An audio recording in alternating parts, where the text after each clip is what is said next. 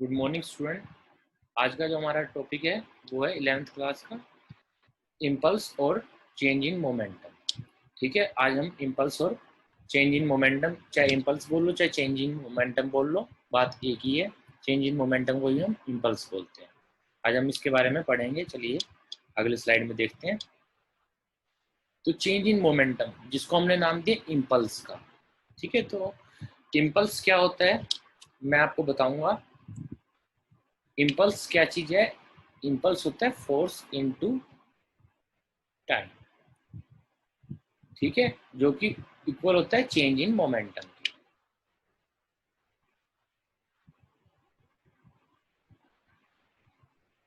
Change in momentum, अब ये देखिए ये आया कैसे? Force into time, change in momentum के। हमने न्यूटन सेकंड लॉ पढ़ा है। सेकंड लॉ के हिसाब से फोर्स किसके बराबर होता है? मास इनटू एक्सीलरेशन की। ठीक है, एक्सीलरेशन हमारा हमने मोशन इन स्ट्रेट लाइन में पढ़ा था। एक्सीलरेशन किसके बराबर था? Change in velocity per unit time के। एक्सीलरेशन की वैल्यू हम इस इक्वेशन में पुट करिए करते हैं, तो मास किसके बराबर हो गया? dv by dt। ठीक है, मास एक कांस्टेंट क्वांटिटी है, तो वो डिफरेंशिएशन के अंदर हम लेके जा सकते हैं और डिफरेंशिएशन के बाहर भी लेकर आ सकते हैं कांस्टेंट क्वांटिटी। ठीक है, तो हम मास को डिफरेंशिएशन के अंदर लेके जाते हैं, तो क्या टर्म बन गया हमारे पास? D by D T mass into velocity. Last lecture में हमने पढ़ा था मोमेंटम किसके बराबर होता है? मास इंटू वेलोसिटी के। तो एम वी हमारा क्या बन गया? मोमेंटम। तो फोर्स किसके बराबर हो गया हमारे पास? डीपी बाय dt के। तो dp हमारा किसके बराबर हुआ? Force into change in time. तो चेंज इन मोमेंटम किसके बराबर है? इम्पल्स के। तो यहां से हमारा इक्वेशन बन गई, इम्पल्स किसके बराबर हुआ? फोर्स इनटू में टाइम। ठीक है, तो इम्पल्स हमने समझ आ गया। इम्पल्स किसके बराबर था? फोर्स इनटू में टाइम के। इम्पल्स हमारा किसके बराबर है? फोर्स इनटू में टाइम के। ठीक है, तो एक प्रॉब्लम इससे रिलेटेड हम करते हैं। एक 1400 kg की कार है, वो वेस्ट डायरेक्शन में मूव कर रही है। ठीक है, with a velocity of 15 metre per second. ठीक है, 15 मीटर पर सेकेंड की वेलोसिटी से ये मूव कर रही है, इनिशियल वेलोसिटी टुवर्ड्स वेस्ट। ठीक है, और एक जब ये उसके बाद ये क्या है, एक पोल से टकराती है और रेस्ट में आ जाती है। कितने टाइम में? 0.3 सेकेंड। फाइनल वेलोसिटी क्या हो गई? 0 मीटर पर सेकंड, क्योंकि रेस्ट में आ गई पोल को हिट करने के बाद। और कितना टाइम लगा उसको रेस्ट में आने के लिए? 0.3 सेकेंड। तो पोल ने उसके ऊपर कितना फोर्स लगाया वो हमने निकालना है, कि जब इम्पैक्ट हुआ गाड़ी का पोल के साथ तो कितना फोर्स लगा के गाड़ी रेस्ट पर आ गई। ठीक है, तो इक्वेशन हम पुट करते हैं। हमने अभी पढ़ा है फोर्स किसके बराबर होता है? Change in momentum DP by dt के। और चेंज इन मोमेंटम क्या होता है? Final momentum M V final. तो M V final minus M V initial upon में डेल टी। एम हमारा कॉमन आ गया, तो हमारे पास ये इक्वेशन इस टाइप से बन गई। इसमें हमने वैल्यू पुट करी, मास की वैल्यू पुट करी, फाइनल वेलोसिटी 0 थी, initial velocity 15 metre per second थी। तो हमारा फोर्स कितना निकला? Minus 70,000 kg metre per second. जो हमारा फोर्स आया वो आया minus 70,000 kg metre per second, मतलब 70,000 न्यूटन के बराबर। ठीक है, टू द वेस्ट। ठीक है, तो डायरेक्शन क्या है? माइनस इसलिए लगा क्योंकि अगर गाड़ी ने पोल को इस डायरेक्शन में हिट किया तो पोल ने इसका अपोजिट फोर्स लगाया इस डायरेक्शन में, इसलिए अगर ये डायरेक्शन हम पॉजिटिव पुट करते हैं तो ये डायरेक्शन हमारी नेगेटिव हो जाएगी। ठीक है, अब देखिए इम्पल्स क्या होता है। इम्पल्स को और एक बार देखेंगे हम। इम्पल्स क्या था हमारे पास? फोर्स इनटू में चेंज इन टाइम। अब ये देखिए इम्पल्स किस किस चीजों से चेंज हो सकता है। अगर हम फोर्स को इंक्रीज करते हैं तो इम्पल्स इंक्रीज हो जाएगा। तो impulse is directly proportional to force और impulse is directly proportional to time. ठीक है, इससे हमें, इस इक्वेशन से हमें ये चीज मिली। अब ये देखिए अगर एक बॉडी, इम्पल्स का मतलब क्या है? इम्पैक्ट। अब एक बॉडी, जैसे गाड़ी ने, अभी एग्जांपल था, गाड़ी ने पोल को हिट किया तो उसने जो इम्पैक्ट करना है वो कांस्टेंट रहेगा। ठीक है, अगर मान लो इसने, इस गाड़ी ने इसको हिट करना था, इम्पैक्ट का फॉर्मूला, इम्पल्स का यूनिट क्या हो गई,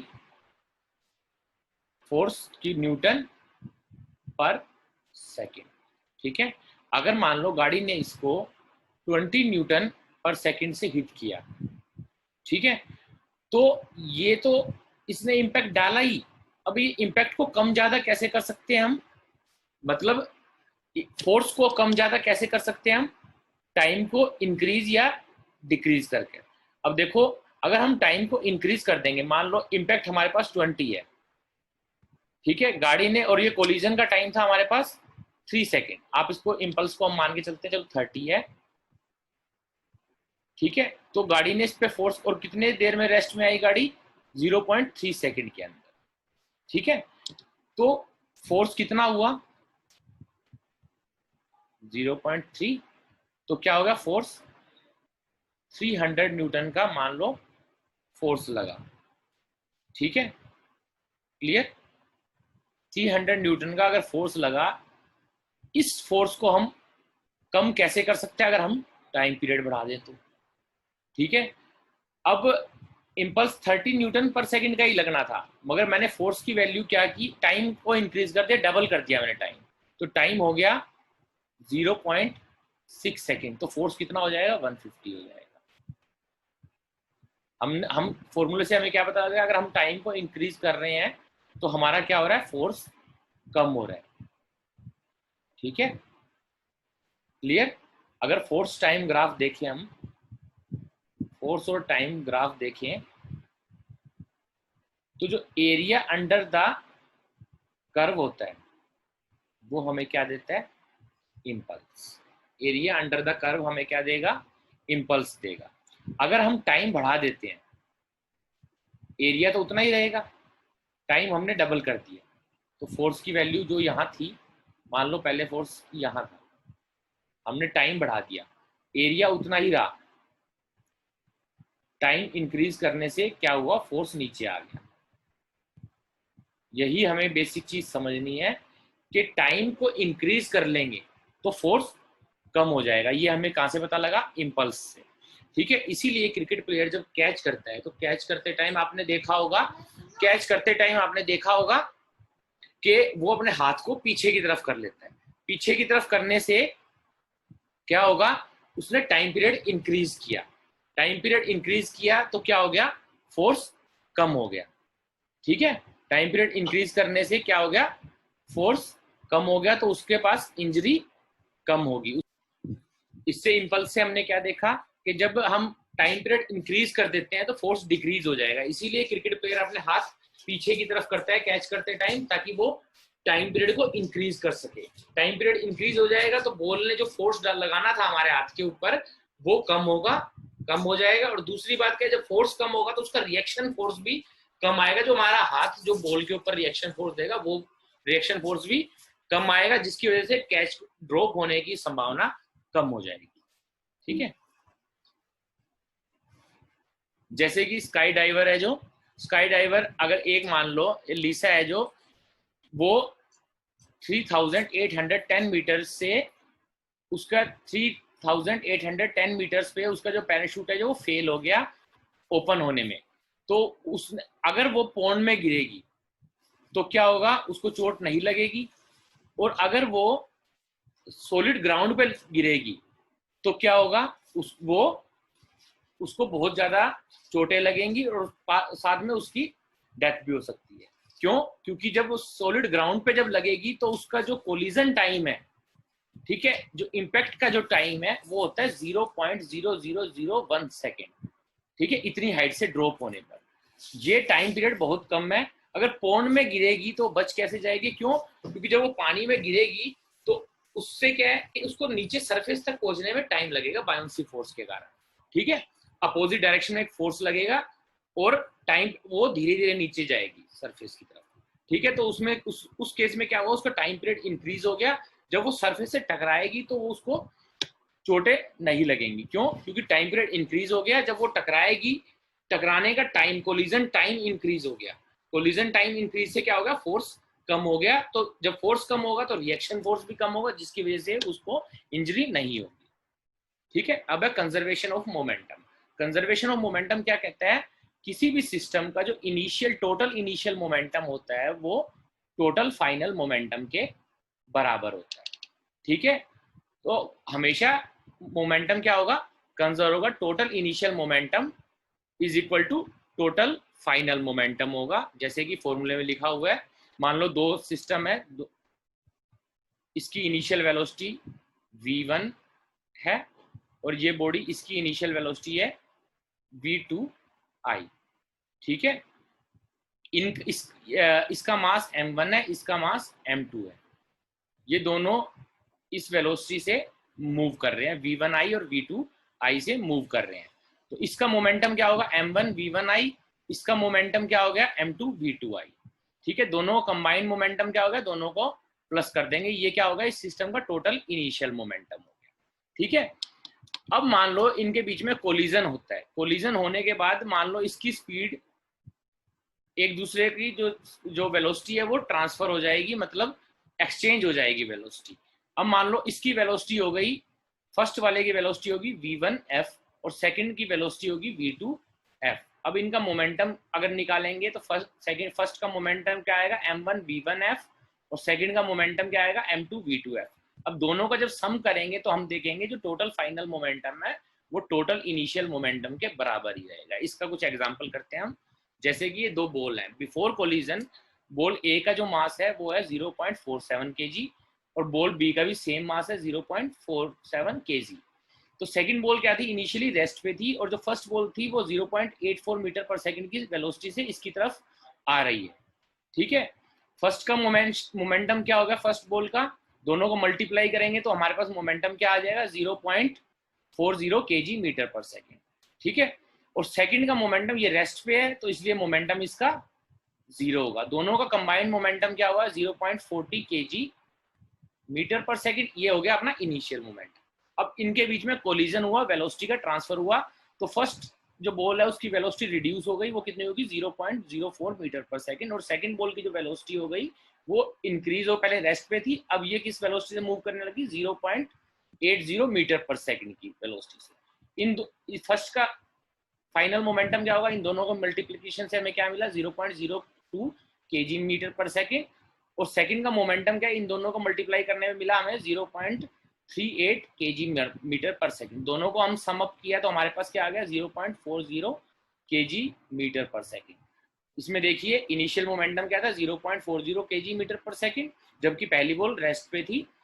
अब भी क्या है, दोनों बॉल मूव कर रही है, सिर्फ वेलोसिटी का ट्रांसफर हुआ है, अब भी मोमेंटम कितना रहा, 0.40 kg मीटर पर सेकंड। यही है कंजर्वेशन ऑफ मोमेंटम। तो बिफोर कोलिजन भी मोमेंटम इतना ही था और आफ्टर कोलिजन भी मोमेंटम हमारा इतना ही। ठीक है, अब इसका एक और एग्जांपल लेते हैं। बोट का एक आदमी है जिसका वेट है 76 kg। ठीक है, वो एक स्टेशनरी इनिशियली और रेस्ट पे है। ठीक है, और जो बोट है, बोट का वेट है 45 kg, जो बोट का वेट है। अब वो बोट से बाहर निकलता है, डेक की तरफ, डॉक की तरफ जाता है, तो जब वो बाहर निकलेगा तो कुछ ना कुछ फोर्स लगा के वो बाहर की तरफ निकलेगा। ठीक है, तो वो बाहर आया है 2.5 मीटर पर सेकंड की वेलोसिटी से बोट से उतरा। तो इसने क्या किया, जब वो आगे चलेगा तो बैक डायरेक्शन में चलने के लिए बैक डायरेक्शन में फोर्स लगाएगा, उस फोर्स से क्या होगा, बोट मूव करेगी पीछे की तरफ। अब हमें क्या है, उस बोट की वेलोसिटी निकालनी है, कितनी वेलोसिटी बोट पीछे की तरफ आएगी। ठीक है, तो हम देख रहे हैं मास क्या है आदमी का 76 kg, बोट का मास कितना है 45 kg, इनिशियल वेलोसिटी दोनों की क्या है 0, फाइनल वेलोसिटी मैन की कितनी है 2.5 मीटर पर सेकंड, और हमें बोट की वेलोसिटी निकालनी है। तो कंजर्वेशन ऑफ मोमेंटम का हमें पता है, मोमेंटम हमेशा कंजर्व रहता है, initial momentum is equal to final momentum रहता है। कंजर्वेशन ऑफ मोमेंटम का फॉर्मूला लगाया हमने, वैल्यू पुट करी, टोटल इनिशियल मोमेंटम आया 0 हमारे पास, क्योंकि दोनों चीजें रेस्ट में थी। ठीक है, तो इसलिए हमारा टोटल इनिशियल मोमेंटम क्या है 0 के बराबर। तो जब इसको हमने फॉर्मूले में पुट किया तो फाइनल मोमेंटम ये क्या शो कर रहा है, टोटल फाइनल मोमेंटम। तो जब इसकी वैल्यू 0 पुट करेंगे तो टोटल फाइनल मोमेंटम भी हमारा क्या आया 0 के बराबर। तो इनिशियल भी हमारा मोमेंटम 0 था और फाइनल मोमेंटम भी हमारा बॉडी का, मतलब पूरा सिस्टम का क्या था 0 आया। ठीक है, अब फाइनल वेलोसिटी निकालनी है, तो हमें पता है कि फाइनल मोमेंटम क्या है, दोनों ऑब्जेक्ट का, दोनों पूरे सिस्टम का फाइनल मोमेंटम क्या है, 0 के बराबर है। अब क्या करेंगे, m1 में आदमी का मास पुट करेंगे, उसकी फाइनल वेलोसिटी क्या थी 2.5 मीटर पर सेकेंड। m2 में बोट का मास पुट करेंगे, बोट की फाइनल वेलोसिटी हमें निकालनी है। तो इस फॉर्मूले से हम, एक मिनट,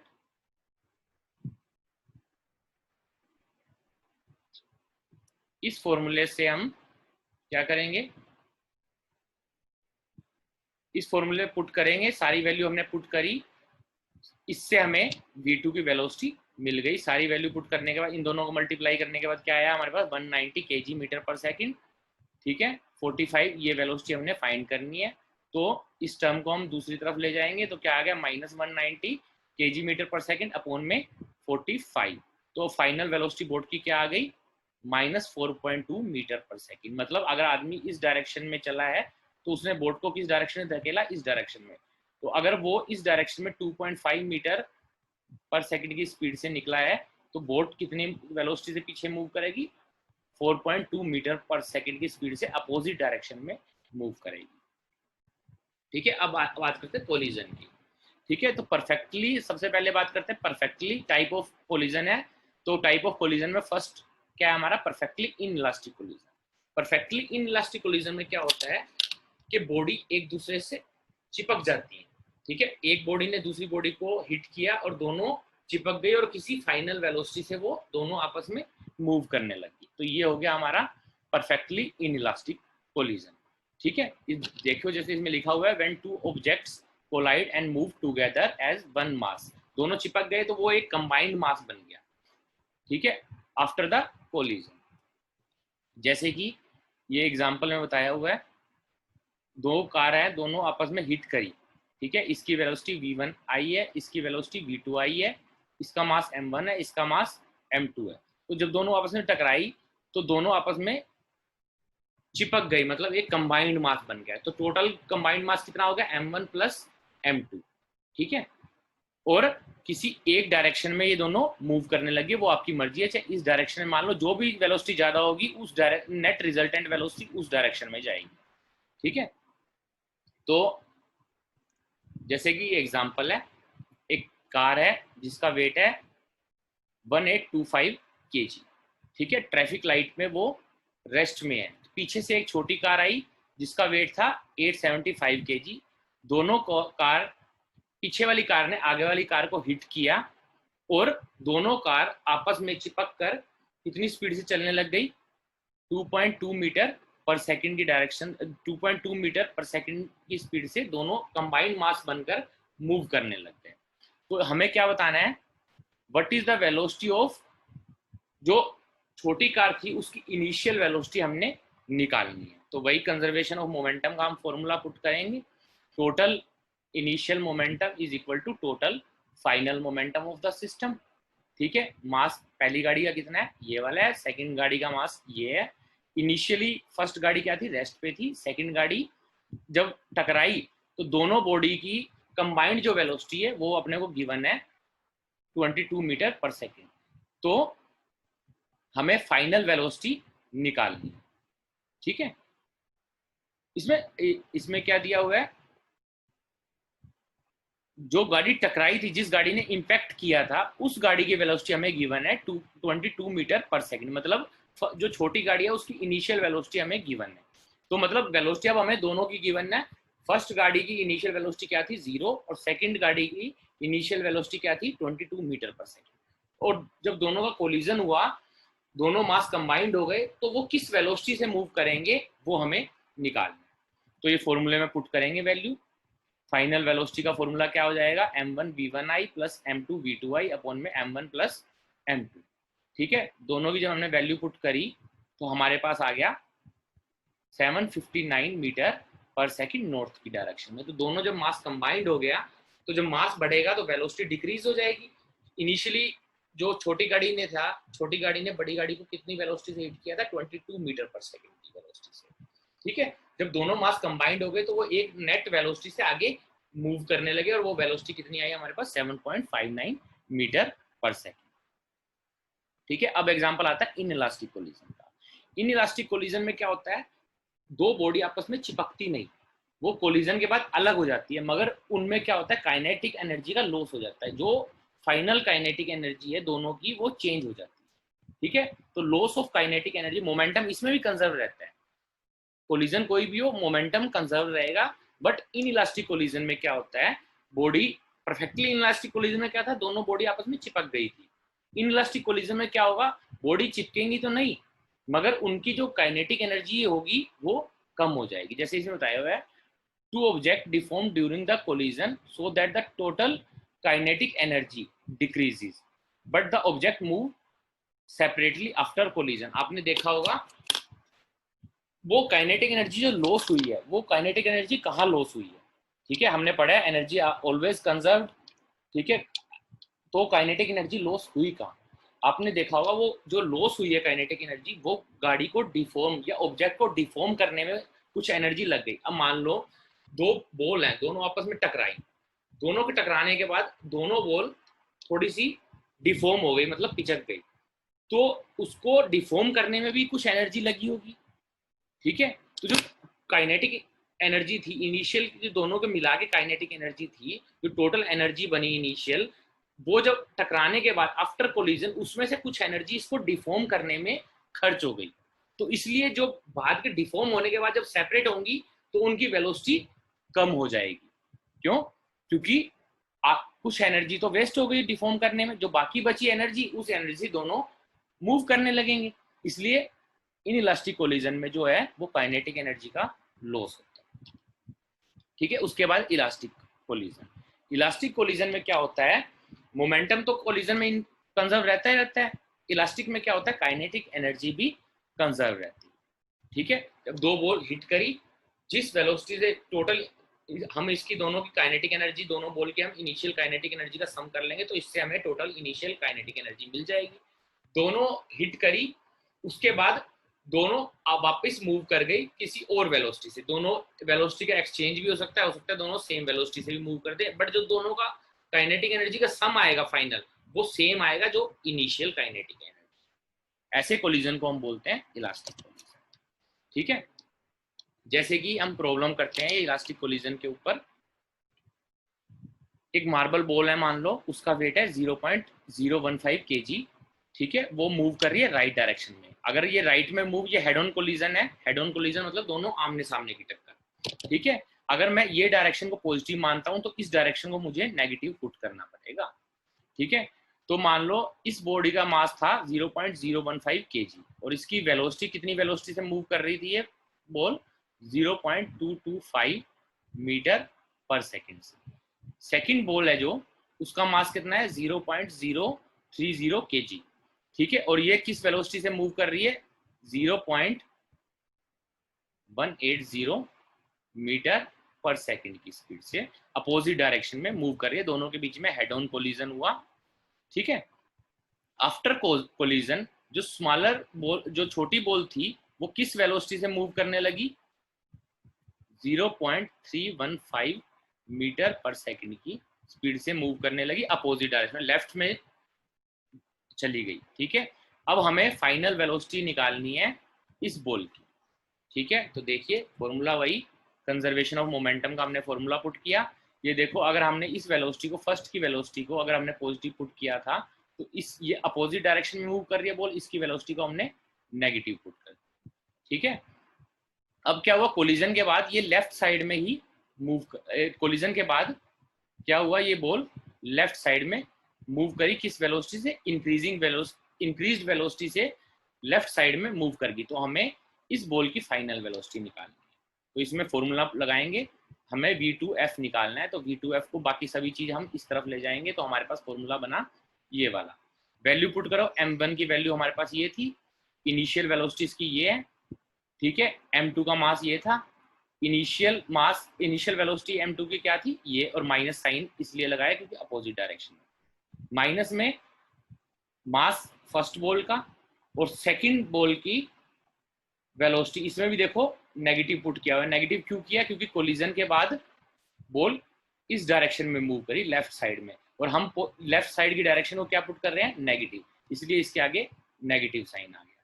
तो जब इसको सोल्व करेंगे तो हमारे पास फाइनल वेलोसिटी आ गई 9 × 10⁻⁻² मीटर पर सेकंड। मतलब ये पॉजिटिव है, देखो मतलब कोलिजन के बाद ये बॉल इस डायरेक्शन में मूव करी और किस वेलोसिटी से 9.0 × 10⁻⁻² मीटर पर सेकंड। ठीक है, अगर ये लेक्चर आपको अच्छा लगा हो please like share and subscribe. Thank you.